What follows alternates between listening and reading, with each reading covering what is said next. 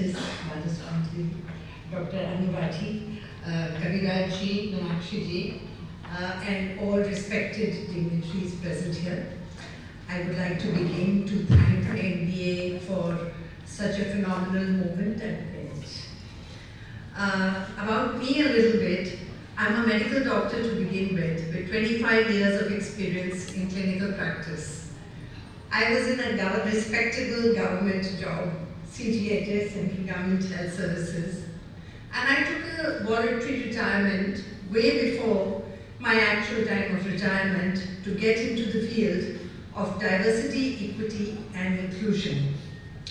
When I began this work 16 years back, it was not as fashionable as it is today, and it was not the buzzword at that time. I began work not only for women, but all groups of people who are marginalized, whether it is people with disabilities, people from the LGBTQ plus community, people from different castes, and from different socio-economic strata. But my work was largely for women. Because at that time, people thought of diversity as only gender. It is a very, very important topic. It was then, and it is now. So in just a few words, I'll share my experience of what I have seen as the evolution of the journey of women in India in the last 16 years, where I have been actively working and researching on it. My work was largely in the corporate sector, right from the top leaders to frontline workers in plants.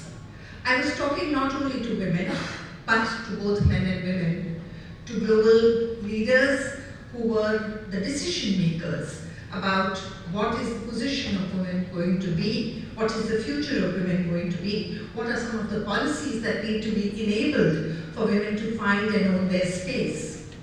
And also to the men who were also family members of those women, who were also spouses of those women, who were also perhaps father-in-laws and mother-in-laws to those women who were now wanting to come and find their place in the workplaces. I had the opportunity to work with leading organizations like the Aditya Birla Group, Tata Group, Google, Amazon, PepsiCo, and many others. I have trained more than 50,000 people in the field of gender intelligence. Gender intelligence is very different from gender sensitization. Gender sensitization largely talks about how men accommodate and modulate their behavior towards women. It doesn't work. Gender intelligence is not only men understanding women, but also women understanding men. Dr. Rathi spoke about the unique strengths of women. It is only when we start understanding that men and women have different strengths. We cannot put away the differences under the carpet. When people say gender neutral, irrespective of gender, I say there is no such thing as gender neutral. Men and women are different. We need to understand those differences. We need to celebrate those differences, respect those differences, and also leverage those differences for greater business success and for growth of the country. It is only when we acknowledge those differences, when we are not doing tokenism, when we are not doing a noble moral cause by uplifting women or helping women find their place or providing the equitable policies that both of you spoke about. But the trend that I have seen is that when we began this work 16 years back, at that time it was really hard. When I would go into workshops and sessions, I would be attacked. Men, women also, would say, what will happen to families? What will happen to children if we start promoting so many women to come into the workplace? Are you taking away the jobs of men? After all, man is the breadwinner, and if you take that away, it's going to be a shame. But then things started changing. Over the years, more and more support started coming in, awareness started coming in, broad-mindedness started coming in. But you know what? You're going to be surprised. In the last 2 years, I'm again witnessing a setback, a pushback. As women are rising up powerfully and showing a success, and like Honorable Justice said, now you see a large number of women in roles which were earlier not seen, whether it is the law colleges, whether it is the engineering colleges, or any of the STEM industries which were earlier considered really lacking women. As you see the growth, there is again an insecurity rising. It is up to the leaders of governments, of organizations, of countries to assure not only women but also men that as we grow together, as there is a collective growth, everyone will benefit. I work across the globe, and I can tell you this from the bottom of my heart, that I see Indian women as more ambitious than any other place in the world.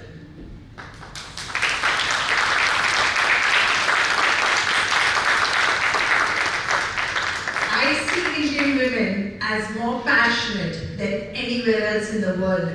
I see them as more graceful, more empathetic, more creative than anywhere else in the world. The way beautifully they are managing the workplace, the family, and yet retaining all the motherly, wifely, daughterly characteristics that are required is remarkable. It is one of a kind. But they need support. They need those equitable practices because the barriers are still too many. When I coach women, like I said, right from frontline to women CEOs, I see that many women carry with them something we call the imposter syndrome. The imposter syndrome makes a person feel that their success is a fluke. And one day, everyone will find out and it will come crashing down like a pack of cards. I tell you, among women, it's a pandemic. I have seen women at every level go through this because the social norms that have been there, the undesirable social norms that have been there, because of the biases that have been there, because of the barriers that have been there, because of the difference in the socialization of girls and boys that has been there. The time has come now for all of us collectively to work to help women, more and more women come out in the workplace, and more men helping in the home for our country to rise up as we want to see it rise up. Thank you very much.